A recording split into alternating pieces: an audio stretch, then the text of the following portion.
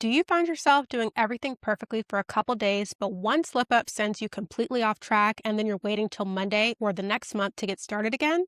Today, we're talking about how perfectionism and all or nothing thinking completely derails weight loss progress and the simple mindset shift you need to make to break the cycle for good.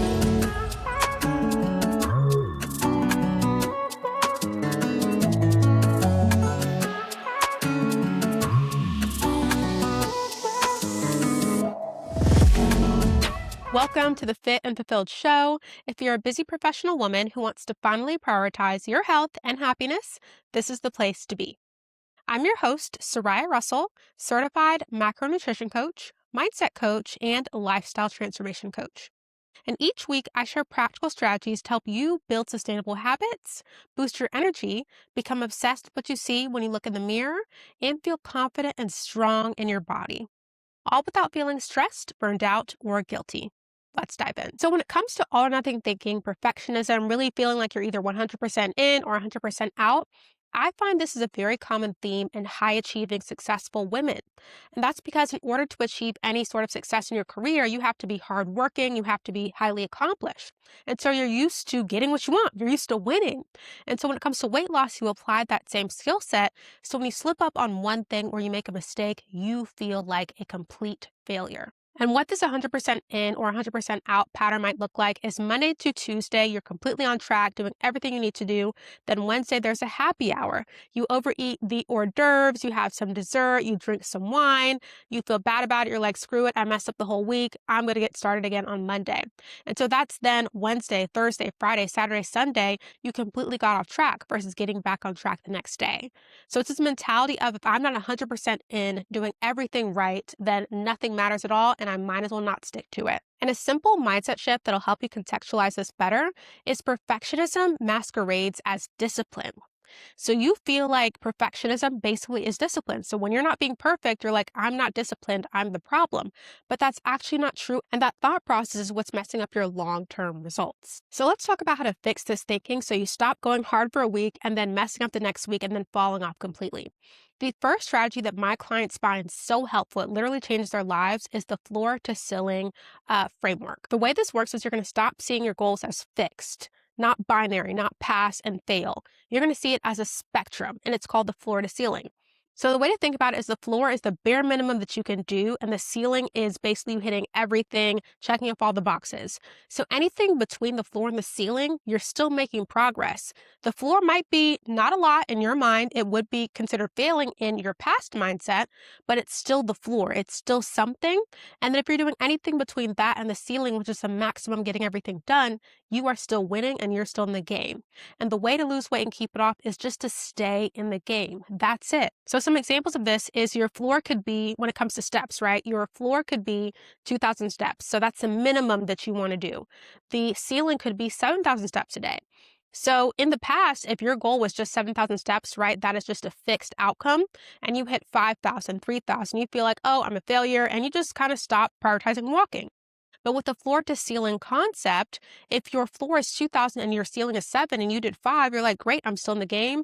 I went above my floor, I'm good. Another example is say that your floor for protein is 90 grams. Your ceiling is 120 grams, right?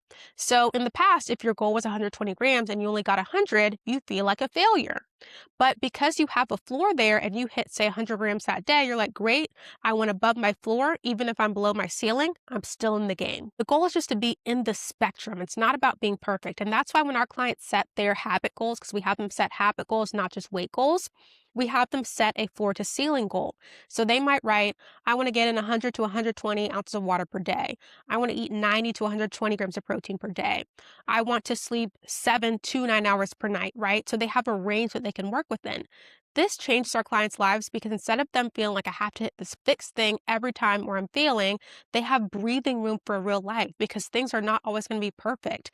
You're going to have a work dinner, a family gathering, a girls' brunch. You're going to go on vacation. Not every day you're going to hit everything perfectly. But when you give yourself room to breathe, you're able to make consistent progress and not feeling like you're failing because you didn't do everything 100% of the time. Another mindset that I want you to adopt that's complementary to this is the done is better than perfect mentality.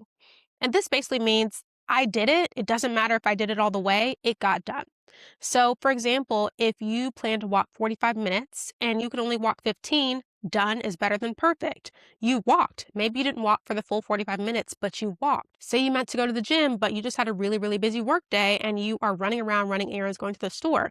Instead of parking in the front of the parking lot and just walking in 2 steps away, park in the back of the parking lot so you can get your steps in.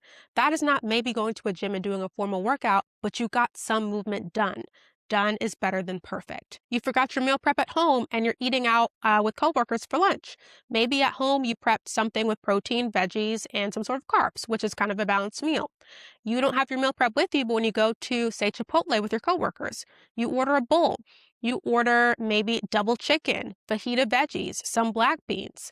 Done is better than perfect. It's not the meal prep that you made, but you still have protein, you still have carbs, you still have veggies. So that's still done better than perfect. Another principle that I find really helpful for our clients is the 24-hour reset rule. So what I see happen with a lot of women, for example, we had a client who she was really doing well with her meal prep, eating her food, and then on Wednesday, she went into the office and then someone had brought in cupcakes because it was their birthday. Obviously, most people really enjoy cupcakes. I know I do. And so the cupcakes were there and she was like, oh man, I'm really tempted. I want these cupcakes. And she had one, right? Her old self would have had the cupcake and then she would have had pizza for lunch and then she would have eaten out for dinner. And then she would have felt like, okay, well, I ruined the whole week. I'll start over again on Monday. What she did was she had the cupcake. Then she had her meal prep lunch. Then she had her dinner. Everything else kind of went according to plan. So instead of then the next day or the rest of that day, her just kind of going off the rails, the next day she got back into her normal eating routine. There were cupcakes again in the office, but she didn't have them. So this is what the 24-hour reset looks like. If you've done something someday that was not part of your plan, I wouldn't call it a slip up, but maybe it just wasn't part of your plan. Next day, get back into your normal habits. Don't wait till a new week or a new month to start. Start right away. Another example is say that you missed a workout on Wednesday, right? Maybe it was a long day in the office. You worked till 8 p.m. You didn't have time to get your lifting in. Some people would say, okay, well, I missed a workout. Shoot, the whole week is ruined. I'm just not going to work out the rest of the week. No, you missed Wednesday. Say you're doing a Monday, Wednesday, and Friday workout split. You could work out on Thursday to make up for that Wednesday workout and then work out again on Saturday so you still have a rest day in between. 24-hour reset. You're not saying the whole week is ruined, it's all down the toilet. You're saying, okay, I missed something. Great. I'll make it up tomorrow. I'll get back to my normal habits tomorrow. The quicker you can get back into your normal routine, the easier it's going to be to create consistent habits because you're not allowing yourself to get off the rails for multiple days at a time. Because what happens is we're very adaptable. So when you create new habits, you adapt to them relatively quickly. But also if you break those habits and you break those habits for a long period of time, you adapt to that very quickly. So for example, if you start getting into a workout routine and then you don't work out for 2 weeks and you start working out again, it's hard. You're more sore. You can't lift as much as you used to. It's very deterring, right? And so with that, when you can kind of get back into things within 24 hours, or say you're on a trip, right? Obviously you're gone for a week, get back into it when you come back the next day, then you're able to create and maintain consistent habits versus kind of getting on track, then falling off for 4 days, then kind of getting on track and falling off. You kind of having that 24-hour reset rule helps you stay on some sort of consistent path over time. The next thing you want to do is find community and accountability. All or nothing thinking, perfectionism thrives in isolation because you feel like I missed something, I failed. There's no one to reassure you or reaffirm that one bad thing is not going to mess up all your progress. You feel very alone. That also creates more room for emotional eating, sabotage, all these different things. But when you have community and you have accountability, you have someone to tell you, hey, maybe you ate the cupcake at work. What are we learning from this? It's not a failure, it's a lesson. What are we learning, right? Perhaps your learning is, okay, having a cupcake is okay. And I'm not going to let that one cupcake create a mindset that I ruin my progress. And they're able to keep going. Or maybe you overate 3 slices of pizza at the office. The learning from that might be have a lunch that you actually enjoy so you don't feel tempted to overeat the pizza. Or maybe just have 1 slice of pizza.